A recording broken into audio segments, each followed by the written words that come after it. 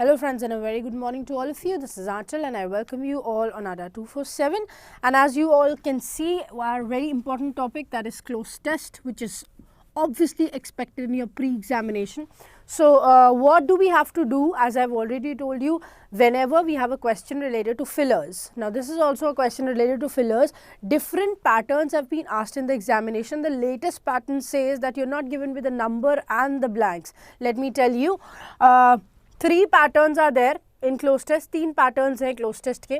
First is you're given with a paragraph. In that paragraph you have 5 to 10 blanks and you have to mark answers out of the 5 options, right? This is one pattern. Apart from that, again you have a paragraph, you have 5 words, and after those 5 words you have a word given in the bracket. If you think this word is correct, then your answer will be no change required, right? No change required. Or otherwise, you have 4 more options to select from, right? So this is the second pattern where you have a word after the blank itself. And the third pattern now comes in where again 5 options are given, but this time what's there? You are given with options, right? You are given with options. Now you don't know which belongs to which. That means which group of words belong to which option. आपको ये नहीं पता है इस बार क्या कि कौन से options कौन से blank में लगेंगे, right? This is the latest pattern of cloze test. Let me tell you that you are not sure. You are given with 5 set of words. ठीक है? You have 5 set of words holding 5 words each. मतलब हर set में 5 शब्द है. You're not sure if this belongs to this, this belongs to this, this belongs to this. It's not sure. Any word from anywhere can be fit in this statement. That means you can select any word from here and it can be placed in any of the 5 options. कहीं पे भी 5 options में. ऐसा नहीं है कि पहला वाला सिर्फ पहले में ही लगेगा, दूसरा वाला सिर्फ दूसरे में लगेगा. ऐसा नहीं होगा. पांचों में से, पांचों सेट में से कोई भी ऑप्शन हो सकता है जो कहीं पे भी लग सकता है. So that is the latest pattern of cloze test. ये latest pattern है cloze test का that we were actually talking about, right? So anyway, आज जो हम पैटर्न डिस्कस कर रहे हैं that will be the oldest pattern, क्योंकि ये भी आपके एग्जामिनेशन में आ रहा है. और उसके बाद the next time we solve close test we will take up this new exercise. ठीक है, हम लोग सारी तरह की एक्सरसाइज करेंगे. We will be solving each and every pattern of questions. ठीक है, so that we can get through it and we can actually know what needs to be solved and what needs to be done when you're coming when we are going for an examination that has new patterns in it, right? Anyway, so any question that is related to fillers, I told you, you have to read the paragraph without marking the answer. First thing, you have to read the paragraph without marking the answer. When you do that, what happens? When you do that, what happens? When you mark your answer without marking, when you read the paragraph without marking your answer, you're able to judge whether that paragraph is positive and negative. Right. So when you're able to judge whether it's positive or negative, then you will be able to eliminate the options which are not required. That means maybe the paragraph is positive, so you will not place any of the negative words in the paragraph. That means you will eliminate all the negative words, right? So this is one pattern. What is given before the blank and what is given after the blank, that also helps you out in making elimination from the given set of words, right? This is one thing. So let's begin with this. इसको देखते हैं क्या करना है और start करते हैं. जैसे कि मैंने बोला है, as I've told you that the question will be read at first without marking the answer. So let's have the question on screen. Here it is. What is the sum of dash signs? क्या sum है किस तरह के signs का? Compared with the क्या लिखा है, थोड़ा सा confusion. Anyway, compared with the dash universe and with, इसमें symbol already लगा हुआ है, ये वाला हटा दीजिए ना. What is the sum of dash signs compared with the dash universe and with dash time, not to speak of infinity and eternity, it is the observation of a mere dash, the experience of an dash. अब देखो क्या sum है, sum means क्या बोल सकते हो, collection of something, right? What is the sum of dash signs? क्या sum है, किस तरह के signs की बात कर रहे हो, compared with the dash universe, किस तरह के universe से और किस तरह के time से you'll be comparing it. अगर हम इन्फिनिटी और इटर्निटी की बात ना करें, इन्फिनिटी का मतलब होता है नेवर एंडिंग और eternity means till the end. It is the observation of mere dash, ये ऑब्जर्वेशन है किसी चीज़ का. The experience of and dash, और एक्सपीरियंस है किस चीज़ का. Are we dash in founding anything upon such data, क्या हम इस डेटा पे कुछ भी ढूंढने में क्या है, except that which we are oblige to found upon the daily rules and processes. इसके अलावा हम क्या करते हैं, हमें मेरी एक ड्यूटी है, हम ऑब्लाइज्ड हैं, we have a duty to found upon them, उसी के बारे में सोचना जो डेली के रूल्स एंड प्रोसेसेस हैं. Dash for natural life of man, इंसान की नेचुरल लाइफ के लिए. We call the discoveries of science dash and truly. अब हम साइंस की जो डिस्कवरीज हैं हम उनको क्या बुलाते हैं. But the sublimity belongs not to that which they dash but to that which they suggest. लेकिन ये sublimity, देखो sublimity का मतलब क्या होता है, जैसे पहले भी एक वर्ड दिया हुआ है sublime. Sublime का मतलब क्या होता है या sublimity का मतलब क्या होता है, this means that you are actually talking about great excellence and great beauty. ठीक है, लेकिन ये सब्लिमिटी उसको बिलोंग नहीं करती है to that which they dash, जो वो कहते हैं या फिर जो भी वो करते हैं, but to that which they suggest, जो वो सजेस्ट करते हैं उसको बिलोंग करती है ना. और किसको नहीं करती है ये आपको ढूंढना है. And that which they suggest, और जो वो सजेस्ट करते हैं, that through this material glory and beauty of which we see a little and imagine more. अच्छा, इसके लिए हम सोचते कम है या देखते कम है और इमेजिन इमेजिन ज़्यादा करते हैं. There speaks to us a being whose nature is akin to ours. यहाँ पर हमसे एक चीज़ बात करती है जिसका बिहेवियर या फिर नेचर हमारे जैसा ही है. akin का मतलब होता है सिमिलर और related. So akin to that means related to ours, हमारे जैसा है. And who has made our hearts capable of such converse, और हम जिसने हमारे हार्ट्स को इतना केपेबल बना दिया है कि हम ऐसी बात कर सकते हैं. Astronomy has its practical uses without which man's dash would scarcely rouse itself of their speculations. Astronomy का practical uses भी हैं जिसके बिना इंसान अपने आप को शायद ही कभी क्या कर सकता है, बेहतर कर सकता है या फिर स्पीक करा सकता है या फिर वेकअप कर सकता है अपने स्पेक्यूलेशन से. But its greatest result is a revelation of immensity pervaded by one informing mind. लेकिन इसका सबसे अच्छा रिजल्ट है कि रेवलेशन जो इमेनिसिटी का है ये प्रीवेड करता है, दैट मीन्स ये आगे चलता है, इसको ओवर राइड करता है एक इन्फॉर्मिंग माइंड, मतलब ऐसा इंसान का दिमाग जो एक्चुअली चीज़ों के बारे में जानता है. This revelation is made by astronomy only in the same sense in which the telescope reveals the stars of the eye of the astronomer. अच्छा, ये रेलिवेशन उसी तरह से एस्ट्रोनॉमी को भी रास्ता दिखाता है जैसे कि एक टेलीस्कोप एस्ट्रोनॉमर की आंख को रास्ता दिखाता है. ठीक है, so similarly astronomy helps a person in that way. ठीक है, चलो let's begin with this. Let's have the question on screen. Okay, हाँ, so what is the sum of dash signs compared with the dash? What is the sum of which kind of signs are you talking about? किस तरह के science की आप बात कर रहे हो यहाँ पर, बताओ. Physical science, spiritual science, materialistic science, corporal science, dispersal science, बताओ. या physical is absolutely correct. What kind of science are we talking about? Are we talking about, क्या स्पिरिट्स की बात हो रही है, बताओ. Are we talking about spirits? No. Are we talking about materialistic, being materialistic? Are we talking about the world? No. Are we talking about corporal? Corporal का मतलब क्या होता है, एक small officer को बोलते हैं. So are we talking about official science? No. Dispersal, अच्छा मैं options के meaning भी लिख देती हूँ. Option number C means official और officer को भी बोलते हैं. Then we have dispersals. Dispersal means spending money. The act of spending money.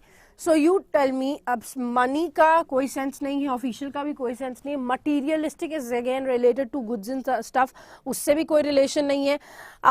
उसके अलावा अगर हम बात करें तो spirituals, I don't think we are talking about spirit in any case, हम स्पिरिट्स की तो बात कर नहीं रहे, but of course we are talking about physical science, what we think, what is actually present, what we observe, what we portray, what we think of, this is the thing, right? So that means whatever is given in the blank, that is also obviously correct. तो हम physical science की ही बात करें, materialistic की बात नहीं कर रहे हो भाई।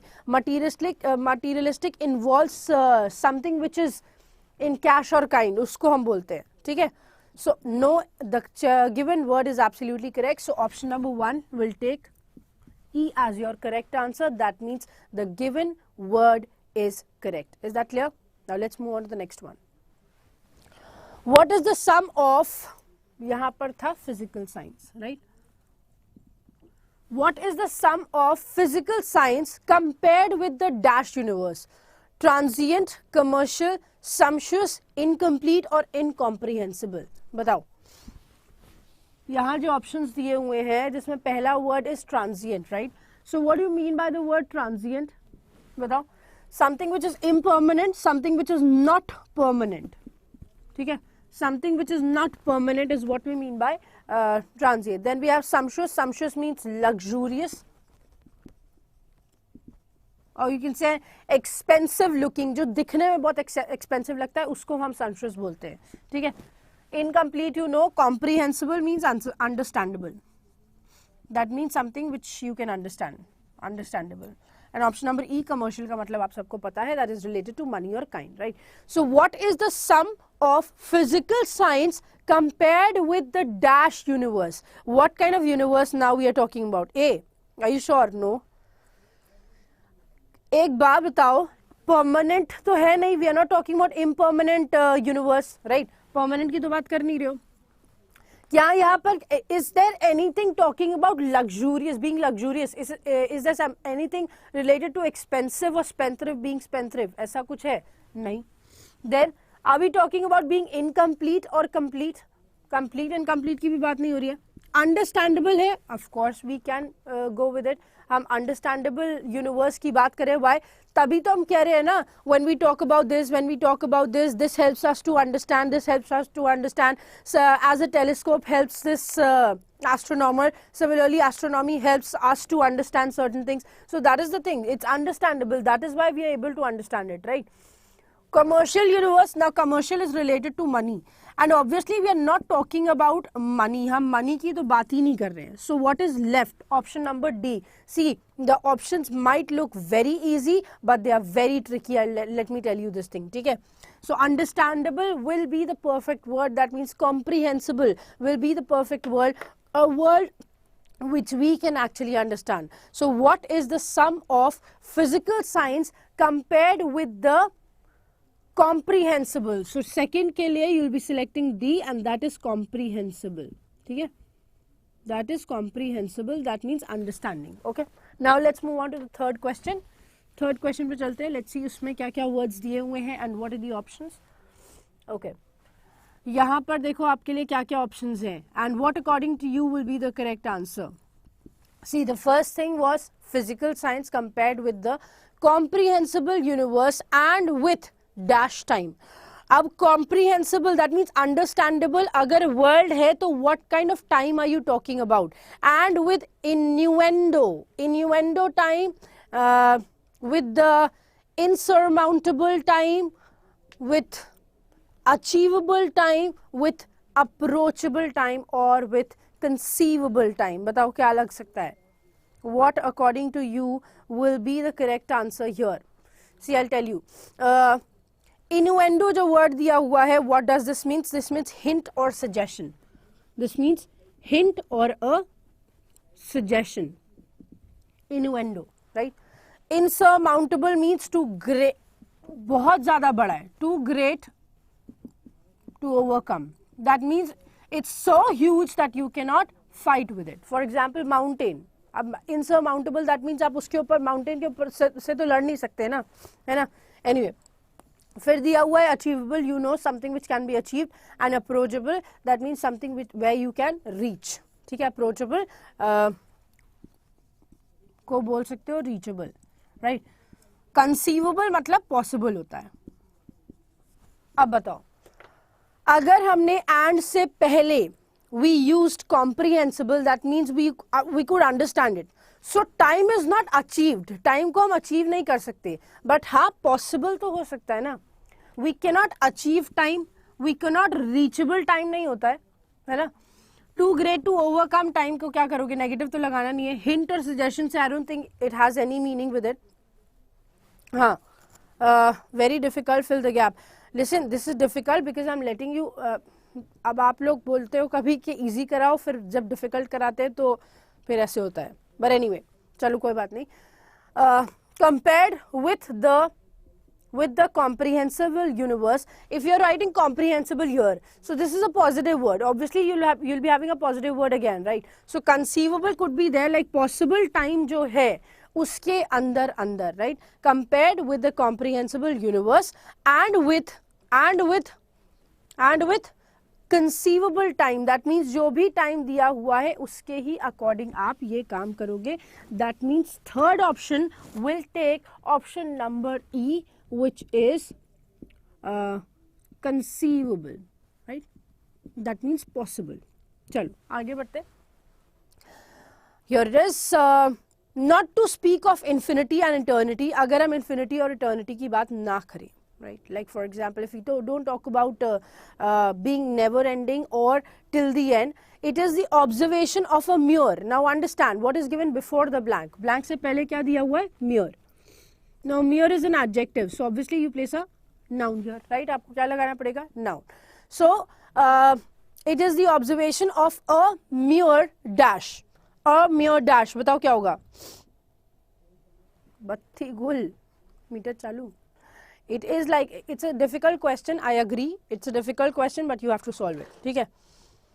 आज सब गलत हो रहे हैं, कोई बात नहीं, this is a question that is based on mains level के क्वेश्चंस हैं ये, ठीक है। Anyway, बताइए यहाँ पर क्या होगा। Not to speak of infinity and eternity, it is the observation of a mere point, pointless, conjecture, context या फिर coincidence, बताओ। It is the observation of a mere point या फिर pointless, conjecture, context या फिर coincidence. Option number A, you know point का मतलब क्या होता है, it's actually the topic that you're talking about, right? Topic. Then we say conjecture. Conjecture का मतलब क्या होता है, you talk about guess करना but with an incomplete information. Let me tell you, ठीक है। Incomplete information के साथ guess करना किसी चीज को, that is what we mean by conjecture. Then we have context. Context is anything that is related to anything, उसको बोलते हैं। And coincidence, happening by luck. Luck की बात है कि कुछ चीज हो गई, right. And pointless, you know pointless का मतलब क्या होता है। Now you tell me, pointless तो कोई सेंस यहाँ पर आ नहीं रहा है, we don't have to place any negative word, तो ई तो हटा ही दो, राइट, ई तो हटा ही दो। Now we have to place a noun, so topic can be there, है ना, कॉन्टेक्स्ट कैन बी देयर, लेकिन गेस का तो कोई काम है नहीं, व्हाई वुड बी गेस, बताओ। Now you tell me which one to select. Not to speak of infinity of eternity, it is the observation of a mere point, कह सकते हो ना कि ये कॉन्टेक्स्ट नहीं है, it's not about anything that you are talking about in written, right. आप written की कोई बात नहीं कर रहे हो, you are not talking about anything in written, so context भी हटा देंगे हम, लेकिन पॉइंट और दैट मीन्स टॉपिक को रख लेंगे। दैट मीन्स इस टॉपिक का ये ऑब्जर्वेशन है, इस पॉइंट का ये ऑब्जर्वेशन है। It is the observation of a mere, it is the observation of a mere point और mere topic, the experience of and dash. Now let's move on to the fifth one. एक second, fourth में आपने select किया option number ए को, that is point. Let's move on to the fifth one. Fifth पे चलते हैं अब। Here, fifth question. Fifth question. The experience of an intact, the experience of an constant. अभी यार ये तो बता ही सकते हो भाई, ब्लैंक से पहले you have N, right. N के बाद आपके पास सिर्फ दो ऑप्शंस रह गए, B, C and D starts with C, तो B, C and D, C से स्टार्ट हो रहे हैं, इसको तो हम हटा ही देंगे बिकॉज एन लगा हुआ है। Now you left with instant और इंटैक्ट. बताओ क्या लगाएं यहाँ पर, इंस्टेंट और intact. Instant or the experience of an instant or intact. See, what does intact mean? Intact means not damaged. ठीक है, ए में है ना, हाँ. Intact means not damaged. And the other word that is given is instant. Instant means क्या example भी होता है, और instant का एक और meaning होता है, that means जल्दी हो जाना. Instant cooking, that means जल्दी हो जाना. And instant also means that you're talking about some example, something related to it. ठीक है. So the experience of an instant will be there or not damage will be there. Experience of an not damage, no.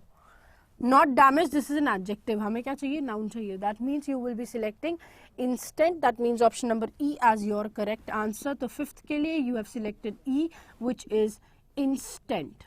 Of an instant का use आप यहाँ पर करोगे. Let's move on to the next one. Next पे चलते हैं. Guys, this is a difficult question. I understand. ये दिखने में easy है लेकिन है difficult. ठीक है, जब पढ़ने क्वेश्चन सॉल्व करने लग जाओगे तो डिफिकल्ट अपने आप लगेगा. ठीक है, okay. Precise moment of time को भी इंस्टेंट बोलते हैं. एनीवे, यहाँ पर बताइए क्या होगा. वी, ओके, कहाँ गया. Are we dash in founding anything upon such data. क्या हम ऐसे डेटा पे क्या करने लग गए, ढूंढने के लिए क्या हो गए. Are we challan in founding, are we warranted in founding, are we guarantee in founding, are we plausible in founding anything upon such data, या क्वारंटाइन. क्या लगेगा बताओ. देखो, क्वारंटाइन जो वर्ड दिया हुआ है इसको मैं बताती हूँ आपको. This is a place of isolation. ठीक है, प्लेस ऑफ आइसोलेशन का मतलब क्या होता है. That means any place where a set of people or a group of people or a set of what do you say, cattle or animals are kept who are suffering through a disease. ठीक है, एक जैसे disease से जब कई सारे लोग क्या करते हैं, कई सारे लोग या फिर कई सारे जानवर अगर एक ही डिजीज से पीड़ित होते हैं तो उनको एक जगह पर रखा जाता है. एंड दैट जगह इज कॉल्ड क्वारंटाइन. ठीक है, a place of isolation where a group of people और a set of animals live. Why? Because they have the same disease together. Right. So अभी एनीवे यहाँ पर बताइए क्या लगता है आपको कि मैं क्या सिलेक्ट करूँ. Are we dash in founding. So obviously isolation की तो बात हो नहीं रही है ना. नाउ आप बचा क्या क्या है ये देखो. Are we dash in, are we, देखो आर वी लगा हुआ है. सो जैसे आप वी आर के बाद वर्ब या फिर किसी एडजेक्टिव का यूज करते हो, सिमिलरली ये उल्टा कर दिया गया है. आर वी के बाद भी आप क्या करोगे, वर्ब या एडजेक्टिव का यूज करोगे. Now as you can see, challan and guarantee are not adjectives. Right, तो चलान और गारंटी को हटा दो. ओह, सी है तो चलान और गारंटी को तो हटा दो because these are nouns. Right. Now you're left with plausible. Plausible का मतलब क्या होता है? Let me tell you that thing. Reasonable और believable. That means उसके ऊपर भरोसा किया जा सकता है कि हाँ ये इतना होगा या ऐसा होगा. So reasonable की बात I don't think हो रही है यहाँ पे. Reasonable या believe करने की बात हो रही है. But yes, of course we are talking about warranted कि क्या हम ऐसे डेटा के ऊपर चीज़ों के बारे में सोच रहे हैं, क्या हम ऐसे चीज़ों के ऊपर वारंटी दे रहे हैं. So option number B is absolutely correct. That means warranted is the correct answer for question number 6. Now let's move on to the next one. चलते हैं 7th question की तरफ. Here it is. Are we dash, are we warranted in founding anything upon such data except that which we are obliged to found upon. मतलब उसके अलावा कि हम जिसके बारे में एक्चुअली ढूंढने के लिए निकले हैं. The daily rules and processes dash for natural life of man. जो daily rules and processes हैं नेचुरल लाइफ जो इंसान की है उसके लिए क्या है वो, नेसेसरी, ऑब्लिगेटरी, अनरिक्वायर्ड या डोरमेंट. चलो, नेसेसरी का मतलब आपको पता है, this means essential, something which is required. ठीक है, required. Then we have obligatory. Obligatory means compulsory. As I told you this is your duty, तो आपको करना ही करना है. अनरिक्वायर्ड का मतलब क्या होता है, नॉट रिटर्न्ड, जो वापस नहीं किया गया हो, अनरिटर्न्ड और not returned. Then you have dormant. Dormant means inactive और you can say sleeping. Right. और option number E is unnecessary, as you all know, not required होता है इसका मीनिंग. सो टेल मी, किस तरह की बात करोगे जब यहाँ पर सिलेक्ट करेंगे आप किसी ऑप्शन को?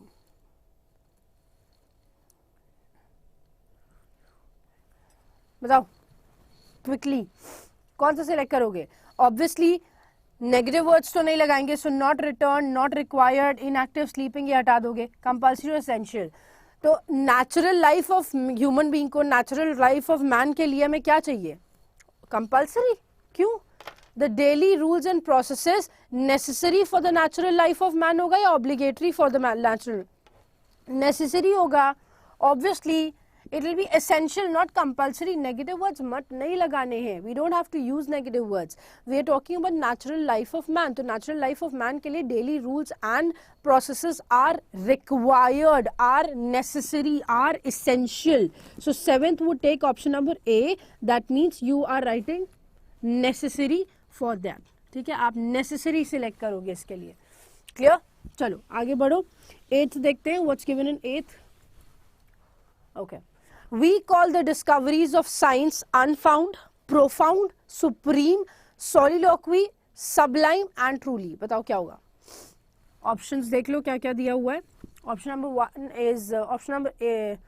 Unfound means not found, मतलब जिसको जो मिला नहीं.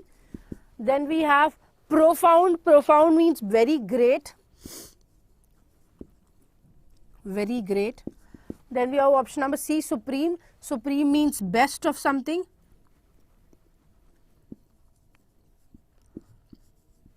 Then we have soliloquy. Soliloquy is speech to oneself. खुद से बात करना, no matter आपको कोई सुन रहा हो या नहीं सुन रहा हो, खुद से बात करना is that. ठीक है. Sublime का मतलब मैंने आपको बताया था. Sublime is related to excellence or beauty. Great level of excellence or beauty. Tell me, what shall be placed? Given word is correct. Are you sure? Are you sure? Can be there, obviously.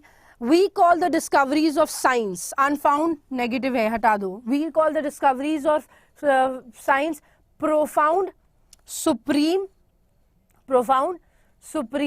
soliloquy. Speech, science की discovery अपने आप से बात करना नहीं होता है. Very great, best या great level of excellence. Best word between profound, supreme and sublime. बताओ. Profound, supreme and sublime. Supreme is a common word. Profound से बेहतर वर्ड है great level of excellence. Right. So you are talking about discoveries. Discoveries का मतलब क्या होता है? जो रचनाएं हुई हैं. रचनाएं anyway better than being great, right? So sublime will be the correct answer here. Option number 8. Question number 8 will take option number E, that is sublime. That is the given word is absolutely correct. Now let's move on to the 9th one. देखते हैं 9th में क्या है.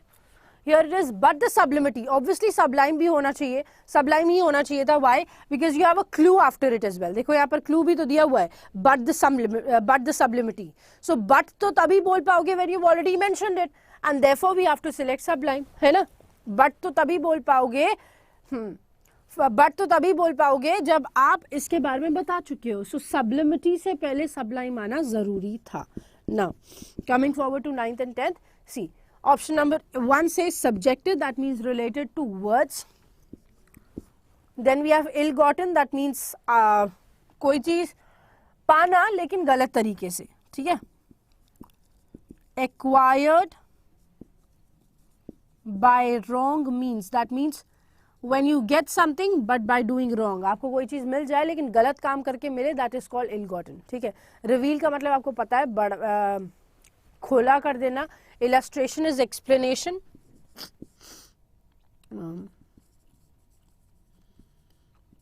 Explanation, and you have the last word is,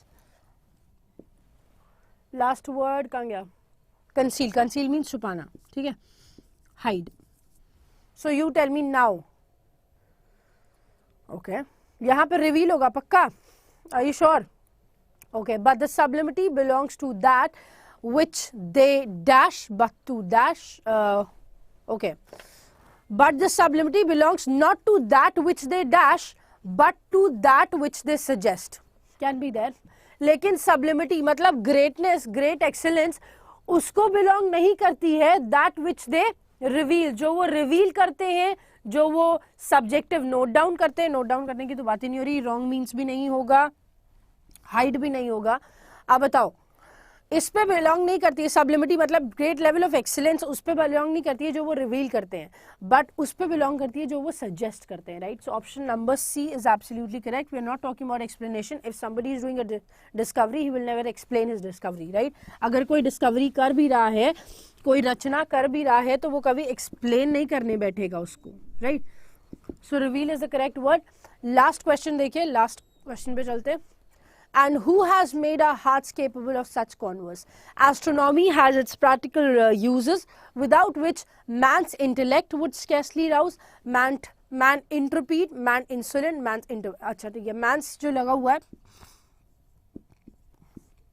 apostrophe के बाद noun आता है, right? So we have to place a noun in any case. Option number A is intellect. Intellect means intelligence.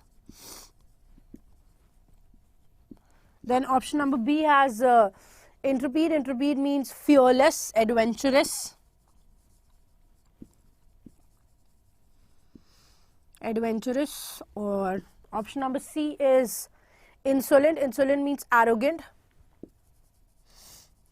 Arrogant, or you can say lack of respect होता है जिसमें, ठीक है, arrogant. Somebody who doesn't respect.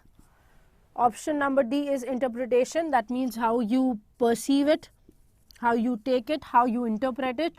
And option number E is intent. That means you are intended to do this. That means your wish, your will. बताओ, but that's a negative word. I intended to do that. I didn't intend to do that. Anyway, बताइए यहाँ पर क्या लग सकता है? What according to you can be the correct answer here? Okay. Last will be yes. What are we talking about? Astronomy, उसके practical uses हैं. Interpretation में इंसान की interpretation में help नहीं करता है. Man's dash would scarcely rouse.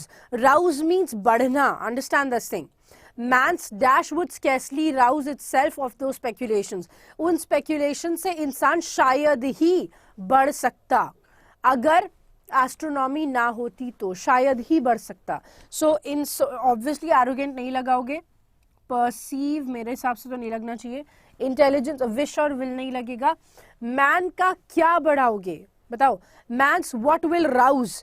Mains dash would scarcely rouse, मतलब शायद ही कभी बढ़ती. तो you are talking about intelligence, right. Astronomy आएगी तो आपको जिस तरह से एक एस्ट्रोनॉमर को टेलीस्कोप हेल्प करता है, एस्ट्रोनॉमी उसी तरह से एक इंसान को हेल्प करती है. So option number A is the correct answer. We are talking about intelligence here, not being fearless, not being perceptions की बात नहीं हो रही है यहाँ पे. यहाँ पर ऑप्शन नंबर 1, दैट मीन्स किसकी बात हो रही है? Man's intellect would scarcely rouse. Interpretation को राउज कैसे करोगे? इंटरप्रिटेशन को राउज कैसे करोगे? राउज मतलब मैंने अभी आपको बताया था, इंटरप्रिटेशन राउज का मतलब होता है बढ़ाना. So how will you increase interpretation? How will you increase perceive? But you can improve and rise the intelligence of a person, right? So option number 1 is absolutely correct here. ठीक है? Yes, that's the perfect thing. So यहाँ पर आपके 10 questions were there, and these were the most difficult questions of close test. By far, like one of the most difficult questions that I've given by far. So mains के level का question था. अभी कोई notification नहीं है, इसलिए pre mains दोनों की preparation कर रहे हैं. So that is one thing very important for you. ठीक है? So अगर my suggestion would be, अगर आपके इसमें से I think 6 या 7 भी अगर wrong हुए हैं, so I would suggest you to revise this question. इस क्वेश्चन को वापस से सॉल्व, मेरी आवाज म्यूट कर देना, आवाज म्यूट करने के बाद वापस से सॉल्व करने की कोशिश करना. That will help you out. ठीक है? And those of you who are watching this session, please like the session and don't forget to subscribe the channel. That's it. Bye bye. Take care.